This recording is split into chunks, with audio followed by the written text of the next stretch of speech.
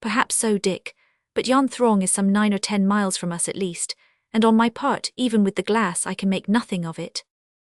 At all events, I shall not lose sight of it. There is something remarkable about it that excites my curiosity. Sometimes it looks like a body of cavalry maneuvering. Ah, I was not mistaken. It is indeed a squadron of horsemen. Look there. The doctor eyed the group with great attention, and after a moment's pause remarked, I believe that you are right. It is a detachment of Arabs or Tibus, and they are galloping in the same direction with us as though in flight, but we are going faster than they, and we are rapidly gaining on them. In half an hour we shall be near enough to see them and know what they are. Kennedy had again lifted his glass and was attentively scrutinizing them. Meanwhile the crowd of horsemen was becoming more distinctly visible, and a few were seen to detach themselves from the main body. It is some hunting maneuver, evidently, said Kennedy. Those fellows seem to be in pursuit of something. I would like to know what they are about. Patience, Dick. In a little while we shall overtake them if they continue on the same route. We are going at the rate of 20 miles per hour, and no horse can keep up with that. Kennedy again raised his glass, and a few minutes later he exclaimed, They are Arabs, galloping at the top of their speed. I can make them out distinctly. They are about 50 in number. I can see their bournaces puffed out by the wind. It is some cavalry exercise that they are going through. Their chief is 100 paces ahead of them, and they are rushing after him at headlong speed. Whoever they may be, Dick, they are not to be feared, and then, if necessary, we can go higher. Wait, Doctor, wait a little. It's curious, said Kennedy again after a brief pause, but there's something going on that I can't exactly explain. By the efforts they make and the irregularity of their line, I should fancy that those Arabs are pursuing someone instead of following. Are you certain of that, Dick? Oh yes, it's clear enough now, I am right. It is a pursuit, a hunt, but a manhunt. That is not their chief riding ahead of them, but a fugitive. A fugitive, exclaimed the doctor, growing more and more interested. Yes. Don't lose sight of him and let us wait. 3 or 4 miles more were quickly gained upon these horsemen, who nevertheless were dashing onward with incredible speed. Doctor, doctor, shouted Kennedy in an agitated voice. What is the matter, Dick? Is it an illusion? Can it be possible? What do you mean? Wait, and so saying, the Scot wiped the sights of his spyglass carefully, and looked through it again intently. Well, questioned the doctor. It is he, doctor. He, exclaimed Ferguson with emotion. It is he, no other, and it was needless to pronounce the name. Yes, it is he on horseback and only 100 paces in advance of his enemies. He is pursued. It is Joe himself, cried the doctor, turning pale. He cannot see us in his flight. He will see us, though, said the doctor, lowering the flame of his blowpipe. But how? In 5 minutes we shall be within 50 feet of the ground, and in 15 we shall be right over him. We must let him know it by firing a gun. No, he can't turn back to come this way. He's headed off. What shall we do then? We must wait. Wait, and these Arabs. We shall overtake them, we'll pass them. We are not more than 2 miles from them, and provided that Joe's horse holds out. Great God, exclaimed Kennedy suddenly. What is the matter? Kennedy had uttered a cry of despair as he saw Joe fling himself to the ground. His horse, evidently exhausted, had just fallen headlong. He sees us, cried the doctor, and he motions to us as he gets upon his feet. But the Arabs will overtake him. What is he waiting for? Ah, the brave lad! Huzzah! Shouted the sportsman, who could no longer restrain his feelings.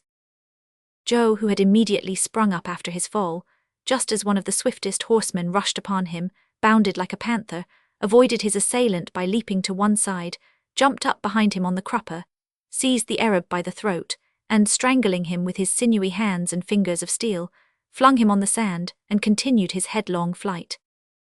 A tremendous howl was heard from the Arabs, but completely engrossed by the pursuit, they had not taken notice of the balloon, which was now but 500 paces behind them, and only about 30 feet from the ground. On their part, they were not 20 lengths of their horses from the fugitive.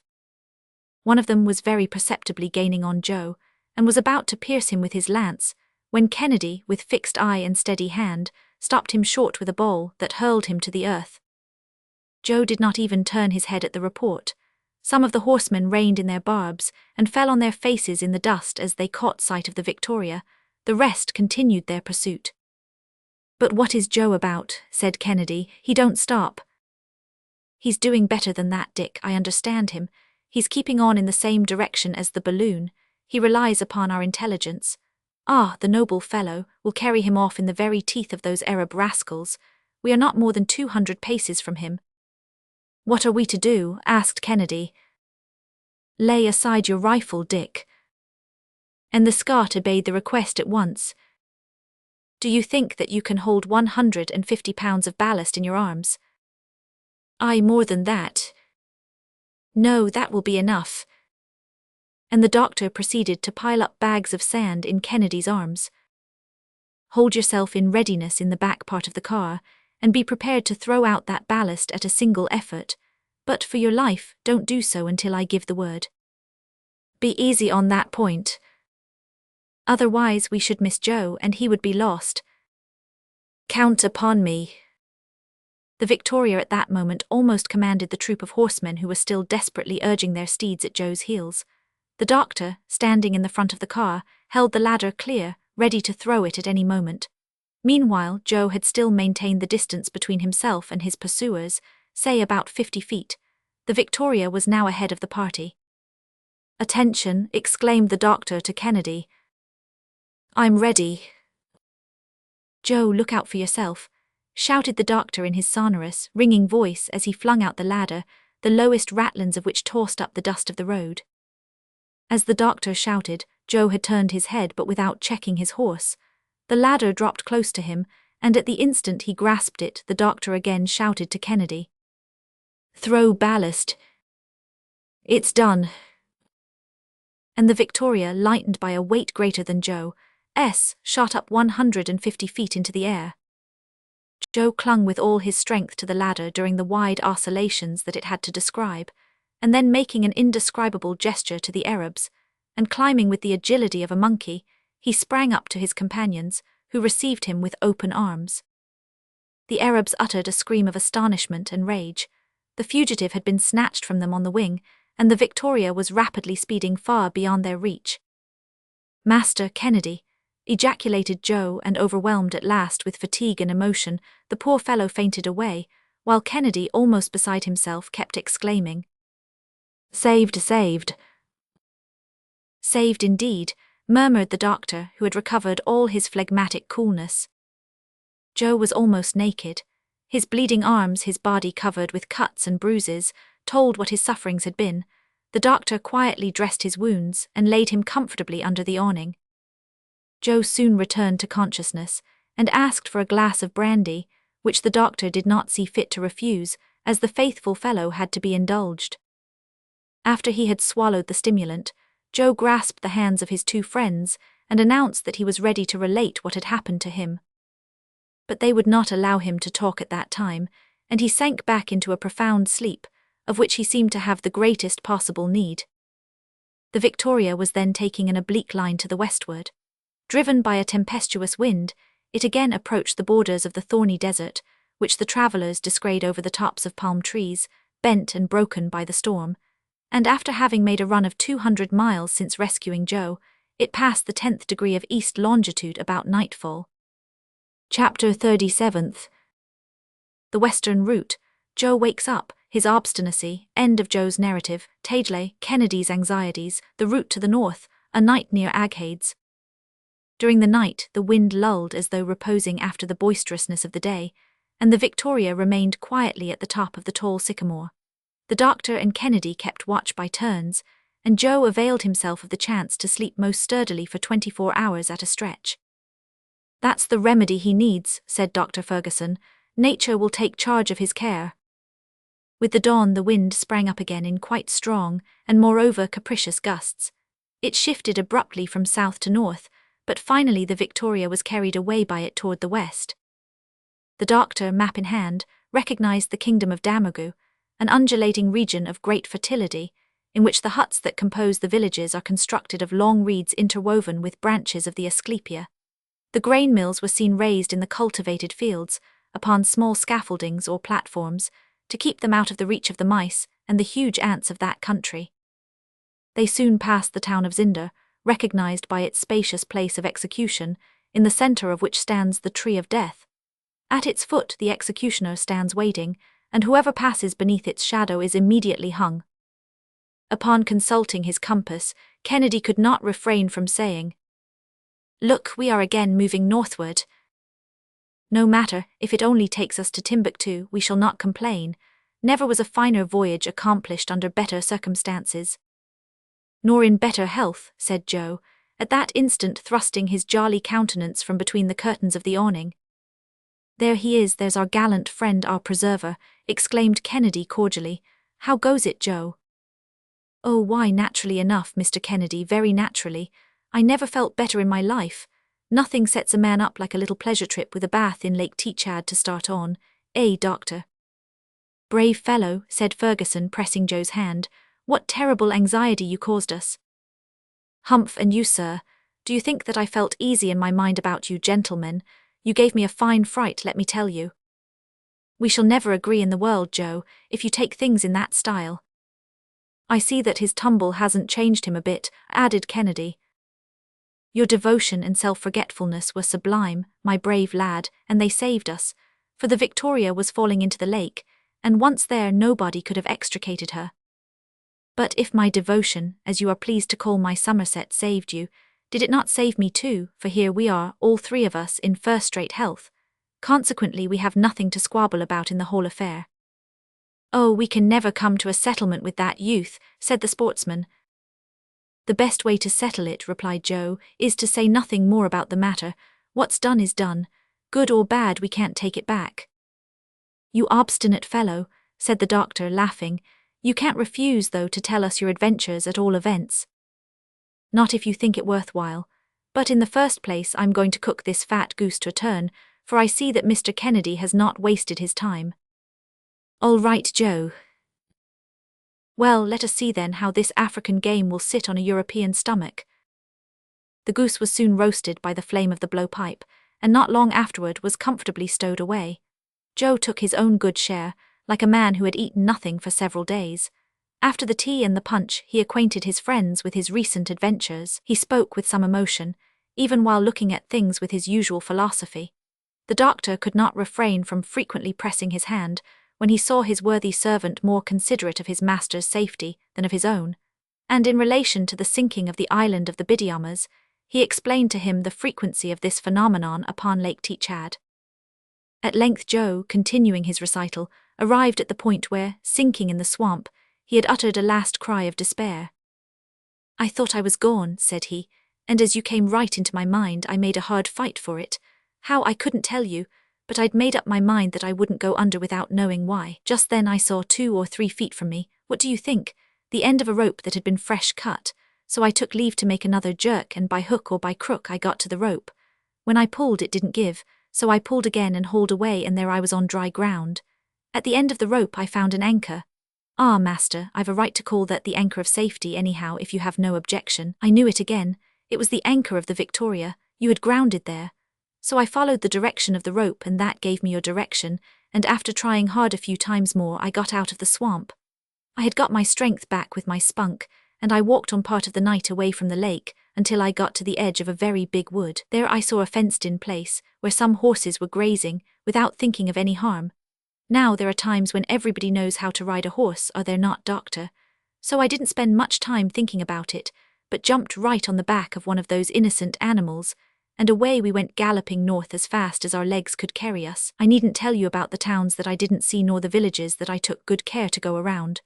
No, I crossed the ploughed fields, I leaped the hedges, I scrambled over the fences, I dug my heels into my nag, I thrashed him, I fairly lifted the poor fellow off his feet. At last I got to the end of the tilled land. Good, there was the desert. That suits me, said I, for I can see better ahead of me and farther too. I was hoping all the time to see the balloon tacking about and waiting for me, but not a bit of it, and so in about 3 hours I go plump like a fool into a camp of Arabs. Hugh, what a hunt that was! You see, Mr. Kennedy, a hunter don't know what a real hunt is until he's been hunted himself. Still, I advise him not to try it if he can keep out of it. My horse was so tired, he was ready to drop off his legs, they were close on me. I threw myself to the ground. Then I jumped up again behind an Arab. I didn't mean the fellow any harm, and I hope he has no grudge against me for choking him, but I saw you and you know the rest. The Victoria came on at my heels and you caught me up flying as a circus rider does a ring. Wasn't I right in counting on you? Now, Doctor, you see how simple all that was. Nothing more natural in the world. I'm ready to begin over again if it would be of any service to you. And besides, Master, as I said a while ago, it's not worth mentioning. My noble, gallant Joe, said the doctor with great feeling, heart of gold, we were not astray in trusting to your intelligence and skill. Poe, Doctor, one has only just to follow things along as they happen, and he can always work his way out of a scrape. The safest plan, you see, is to take matters as they come. While Joe was telling his experience, the balloon had rapidly passed over a long reach of country, and Kennedy soon pointed out on the horizon a collection of structures that looked like a town. The doctor glanced at his map and recognized the place as the large village of Tageley in the Damogu country. Here, said he, we come upon Dr. Barth's route. It was at this place that he parted from his companions, Richardson and Overweg. The first was to follow the Zinder route, and the second that of Maradi. And you may remember that of these three travellers, Barth was the only one who ever returned to Europe. Then, said Kennedy, following out on the map the direction of the Victoria, we are going due north. Due north, Dick. And don't that give you a little uneasiness? Why should it? Because that line leads to Tripoli and over the Great Desert. Oh, we shall not go so far as that, my friend, at least I hope not. But where do you expect to halt? Come, Dick, don't you feel some curiosity to see Timbuktu? Timbuktu. Certainly, said Joe. Nobody nowadays can think of making the trip to Africa without going to see Timbuktu. You will be only the 5th or 6th European who has ever set eyes on that mysterious city. Ho then for Timbuktu. Well then, let us try to get as far as between the 17th and 18th degrees of north latitude, and there we will seek a favourable wind to carry us westward. Good, said the hunter, but have we still far to go to the northward? 150 miles at least. In that case, said Kennedy, I'll turn in and sleep a bit.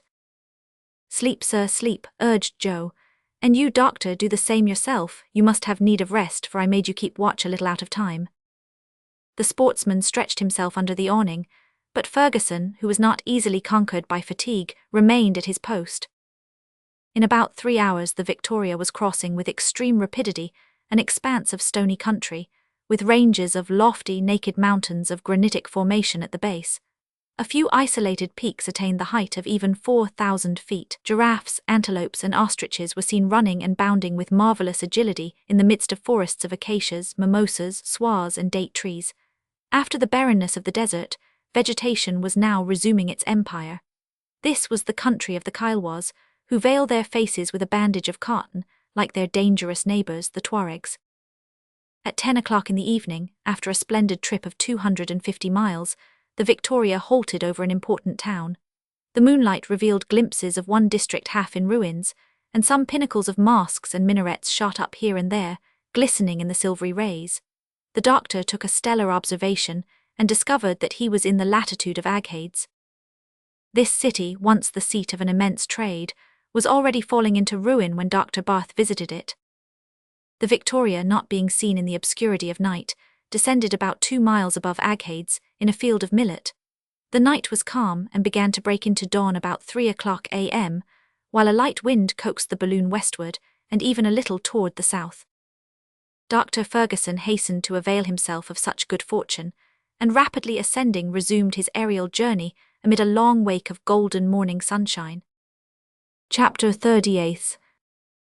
A rapid passage, prudent resolves, caravans in sight, incessant rains, Goa, the Niger, Galberry, Jeffrey and Grey, Mungo Park, Laing, Rinekali, Clapperton, John and Richard Lander.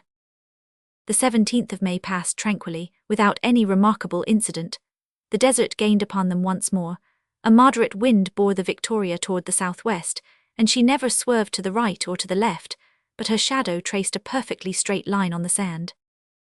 Before starting, the doctor had prudently renewed his stock of water, having feared that he should not be able to touch ground in these regions, infested as they are by the Ayuliminian Tuaregs. The plateau, at an elevation of 1,800 feet above the level of the sea, sloped down toward the south. Our travellers, having crossed the Aghaide's route at Murzauk, a route often pressed by the feet of camels, arrived that evening in the 16th degree of north latitude and 4 degrees 55 minutes east longitude, after having passed over 180 miles of a long and monotonous day's journey. During the day Joe dressed the last pieces of game, which had been only hastily prepared, and he served up for supper a mess of snipe that were greatly relished. The wind continuing good, the doctor resolved to keep on during the night, the moon, still nearly at the full, illumining it with her radiance. The Victoria ascended to a height of 500 feet, and during her nocturnal trip of about 60 miles, the gentle slumbers of an infant would not have been disturbed by her motion. On Sunday morning the direction of the wind again changed, and it bore to the northwestward. A few crows were seen sweeping through the air, and off on the horizon, a flock of vultures which, fortunately, however, kept at a distance. The sight of these birds led Joe to compliment his master on the idea of having 2 balloons. "Where would we be," said he, "with only 1 balloon? The second balloon is like the lifeboat to a ship. In case of wreck we could always take to it and escape." "You are right, friend Joe," said the doctor, "only that my lifeboat gives me some uneasiness. It is not so good as the main craft." "What do you mean by that, doctor?" asked Kennedy. "I mean to say that the new Victoria is not so good as the old one. Whether it be that the stuff it is made of is too much worn, or that the heat of the spiral has melted the gutta percha, I can observe a certain loss of gas. It don't amount to much thus far, but still it is noticeable. We have a tendency to sink, and in order to keep our elevation, I am compelled to give greater dilation to the hydrogen." "The deuce!" exclaimed Kennedy with concern. "I see no remedy for that." "There is none, Dick, and that is why we must hasten our progress, and even avoid night halts." "Are we still far from the coast?" asked Joe. "Which coast, my boy? How are we to know whither chance will carry us? All that I can say is that Timbuktu is still about 400 miles to the westward." "And how long will it take us to get there?" "Should the wind not carry us too far out of the way, I hope to reach that city by Tuesday evening." "Then," remarked Joe, pointing to a long file of animals and men winding across the open desert, "we shall arrive there sooner than that caravan." Ferguson and Kennedy leaned over and saw an immense cavalcade. There were at least 150 camels of the kind that, for 12 mutkals of gold, or about $25, go from Timbuktu to Tafilit with a load of 500 pounds upon their backs. Each animal had dangling to its tail a bag to receive its excrement, the only fuel on which the caravans can depend when crossing the desert. These Tuareg camels are of the very best race. They can go from 3 to 7 days without drinking, and for 2 without eating. Their speed surpasses that of the horse, and they obey with intelligence the voice of the kabir, or guide of the caravan. They are known in the country under the name of mehari. Such were the details given by the doctor, while his companions continued to gaze upon that multitude of men, women, and children, advancing on foot and with difficulty over a waste of sand half in motion, and scarcely kept in its place by scanty nettles, withered grass, and stunted bushes that grew upon it.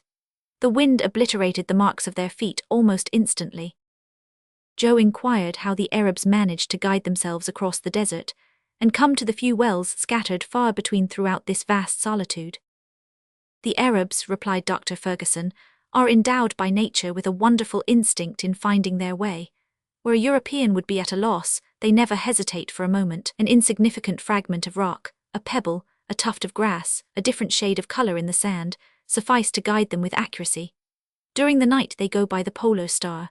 They never travel more than 2 miles per hour and always rest during the noonday heat. You may judge from that how long it takes them to cross Sahara, a desert more than 900 miles in breadth."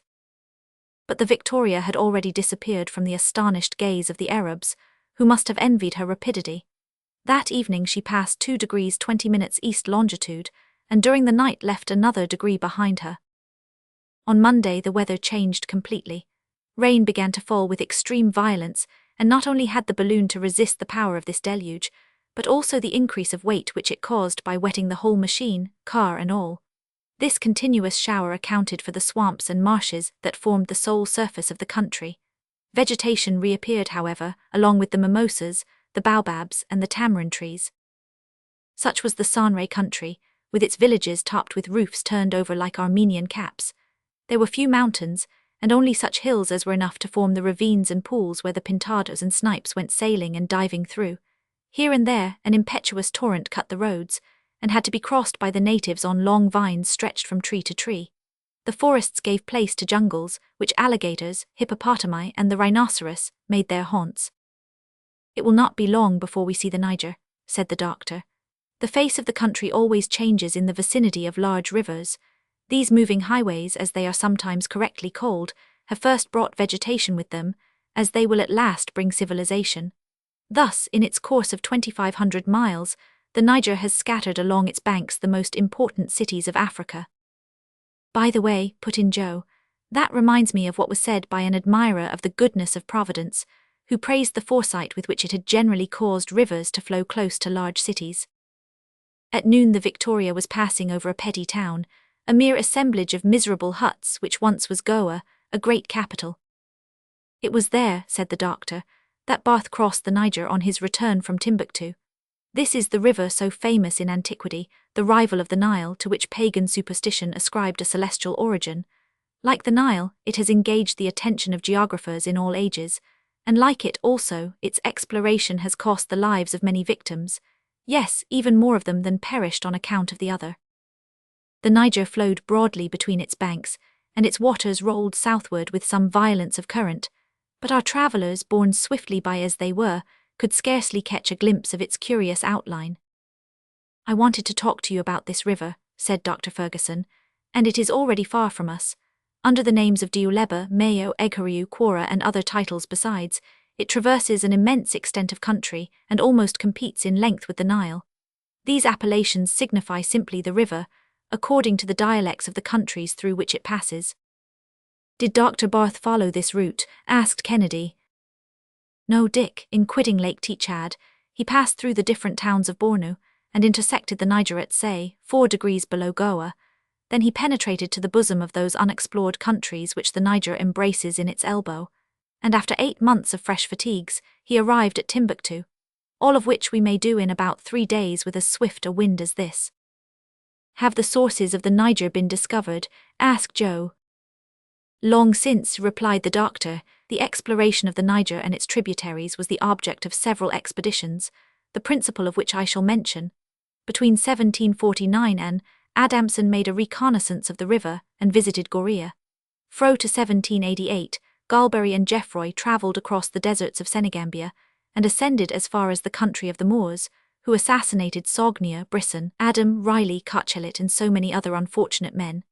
Then came the illustrious Mungo Park, the friend of Sir Walter Scott, and like him a Scotchman by birth.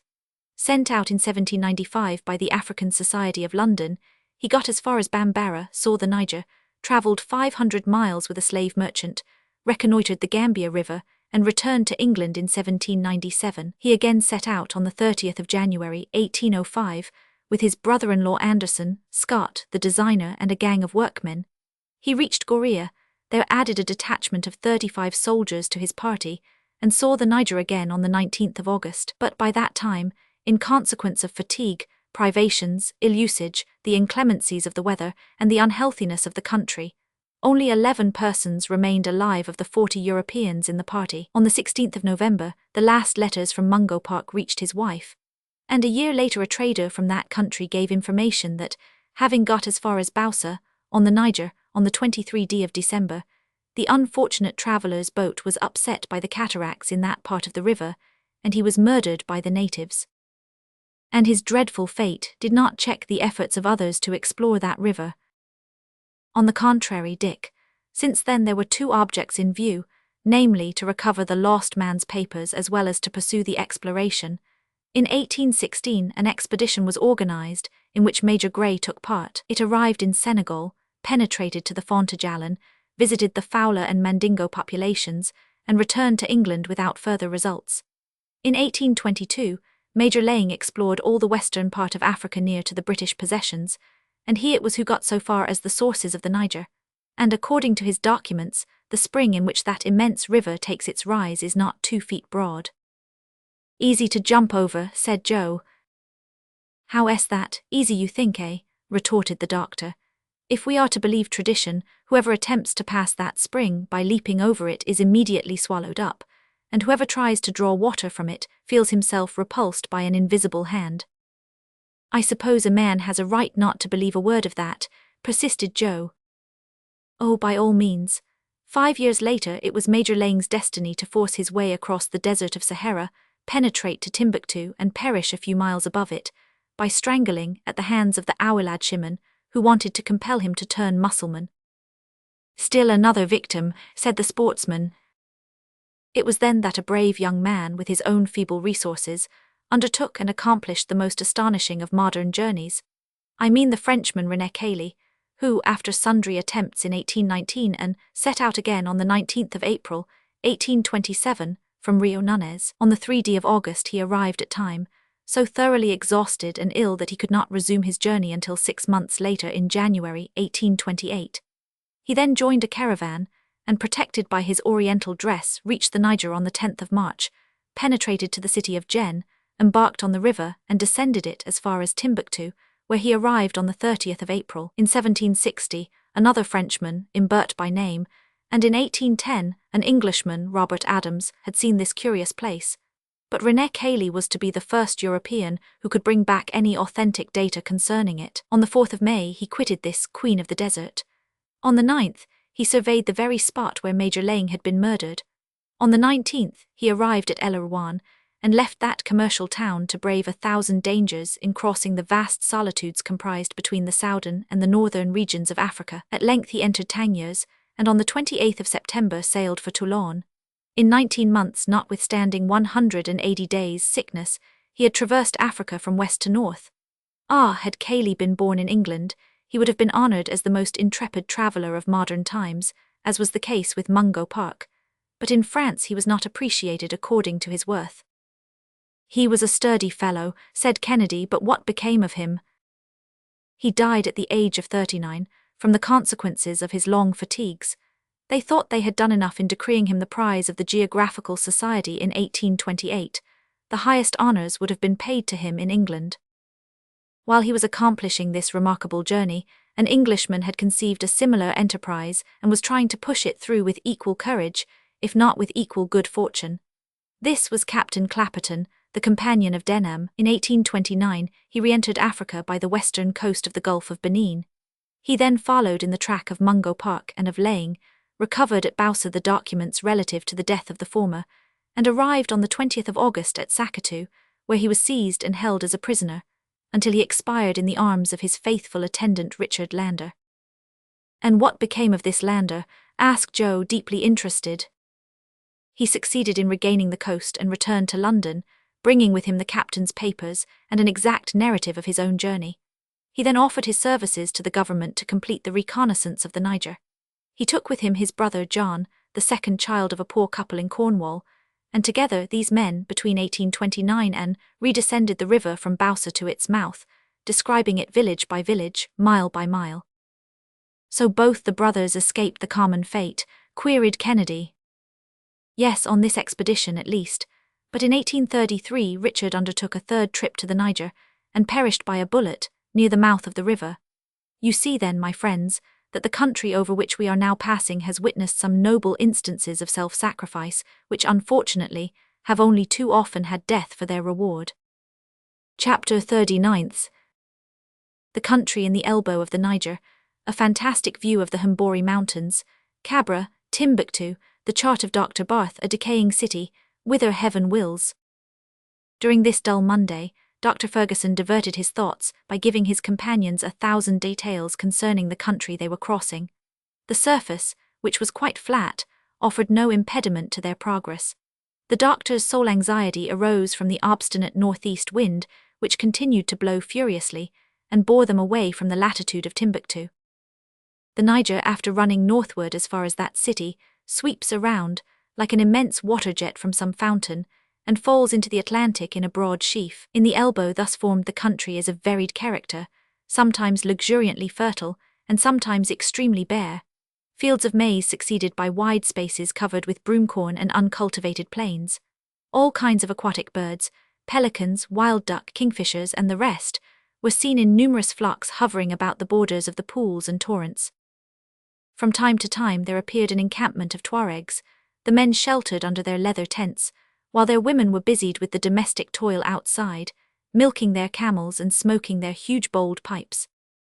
By 8 o'clock in the evening, the Victoria had advanced more than 200 miles to the westward, and our aeronauts became the spectators of a magnificent scene.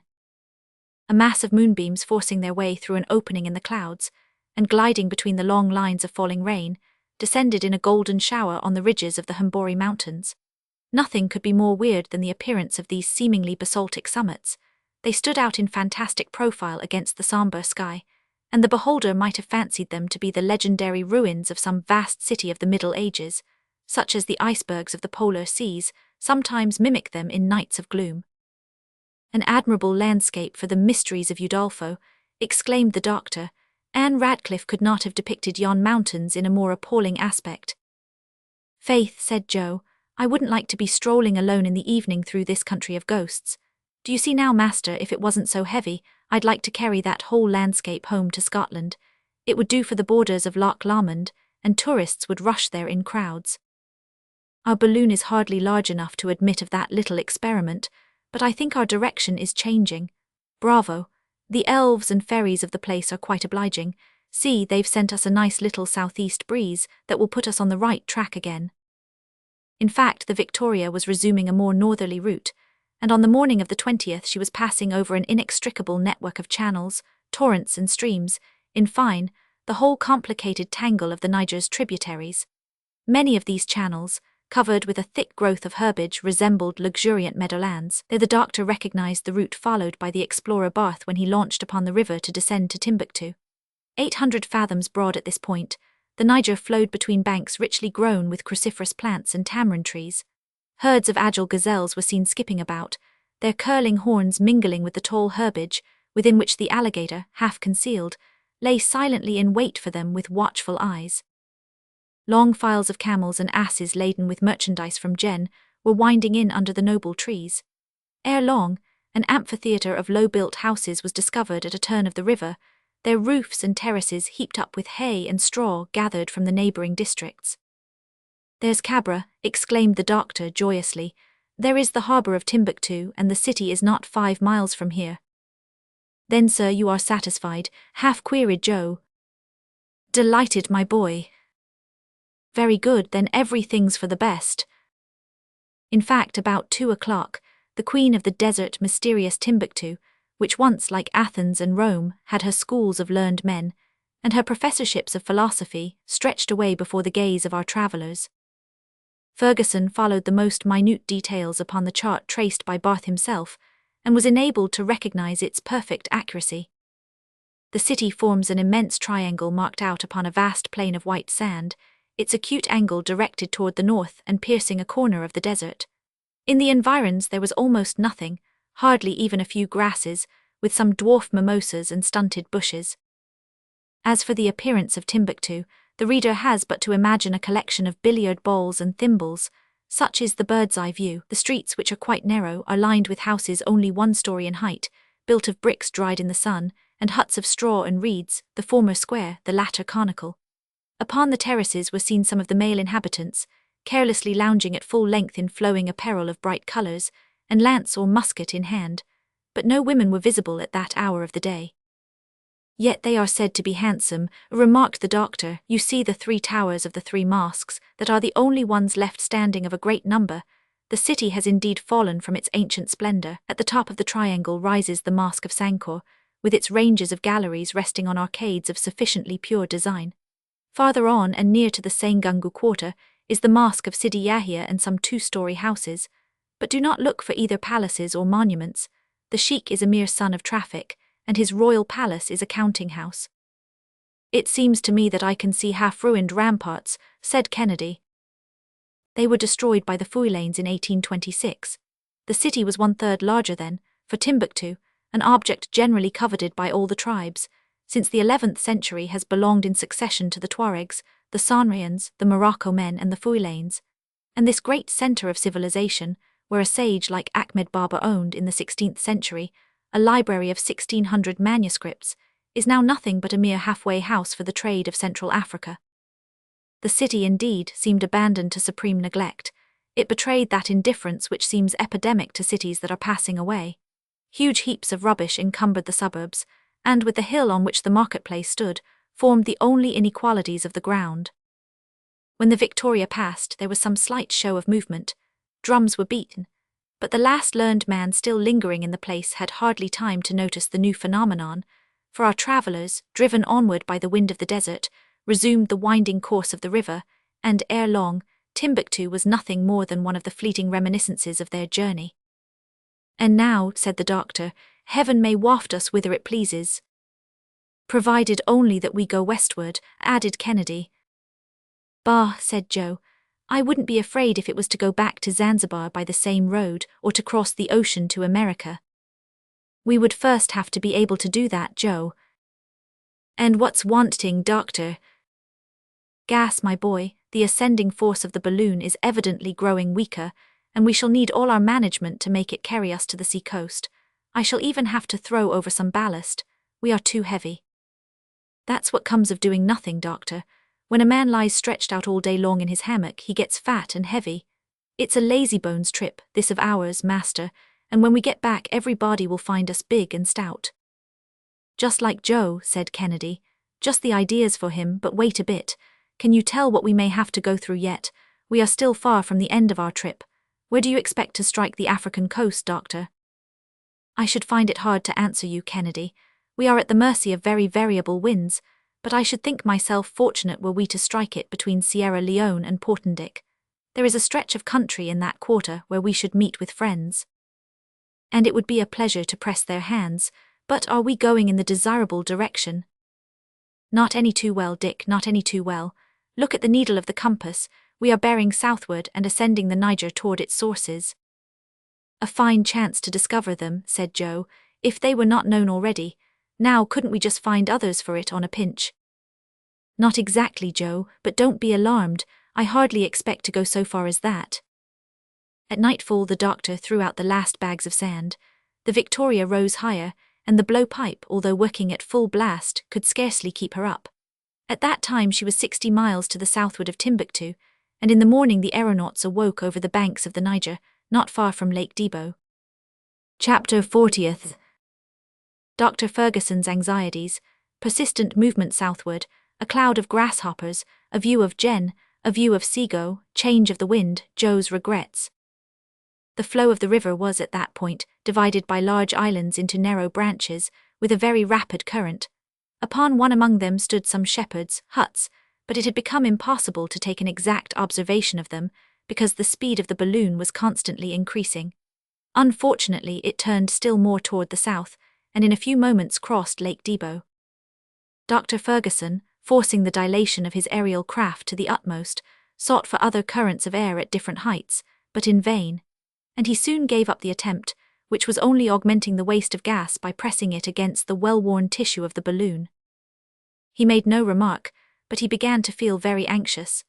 This persistence of the wind to head him off toward the southern part of Africa was defeating his calculations, and he no longer knew upon whom or upon what to depend. Should he not reach the English or French territories, what was to become of him in the midst of the barbarous tribes that infest the coasts of Guinea? How should he there get to a ship to take him back to England? And the actual direction of the wind was driving him along to the kingdom of Dahomey, among the most savage races, and into the power of a ruler who was in the habit of sacrificing thousands of human victims at his public orgies. There he would be lost. On the other hand, the balloon was visibly wearing out, and the doctor felt it failing him. However, as the weather was clearing up a little, he hoped that the cessation of the rain would bring about a change in the atmospheric currents. It was therefore a disagreeable reminder of the actual situation when Joe said aloud, "There, the rain's going to pour down harder than ever, and this time it will be the deluge itself, if we're to judge by yon cloud that's coming up." "What, another cloud?" asked Ferguson. "Yes, and a famous one," replied Kennedy. "I never saw the like of it," added Joe. "I breathe freely again," said the doctor, laying down his spyglass. "That's not a cloud." Not a cloud? Queried Joe with surprise. No, it is a swarm. 8. A swarm of grasshoppers. That grasshoppers. Myriads of grasshoppers that are going to sweep over this country like a water spout, and woe to it, for should these insects alight it will be laid waste. That would be a sight worth beholding. Wait a little, Joe. In 10 minutes that cloud will have arrived where we are, and you can then judge by the aid of your own eyes. The doctor was right. The cloud, thick, opaque, and several miles in extent, came on with a deafening noise, casting its immense shadow over the fields. It was composed of numberless legions of that species of grasshopper called crickets. About 100 paces from the balloon, they settled down upon a tract full of foliage and verdure. 15 minutes later, the mass resumed its flight, and our travellers could, even at a distance, see the trees and the bushes entirely stripped, and the fields as bare as though they had been swept with the scythe. One would have thought that a sudden winter had just descended upon the earth and struck the region with the most complete sterility. Well, Joe, what do you think of that? Well, Doctor, it's very curious but quite natural. What one grasshopper does on a small scale, thousands do on a grand scale. It's a terrible shower, said the hunter, more so than hail itself in the devastation it causes. It is impossible to prevent it, replied Ferguson. Sometimes the inhabitants have had the idea to burn the forests, and even the standing crops, in order to arrest the progress of these insects. But the first ranks plunging into the flames would extinguish them beneath their mass, and the rest of the swarm would then pass irresistibly onward. Fortunately, in these regions, there is some sort of compensation for their ravages, since the natives gather these insects in great numbers and greedily eat them. They are the prawns of the air, said Joe, who added that he was sorry that he had never had the chance to taste them, just for information's sake.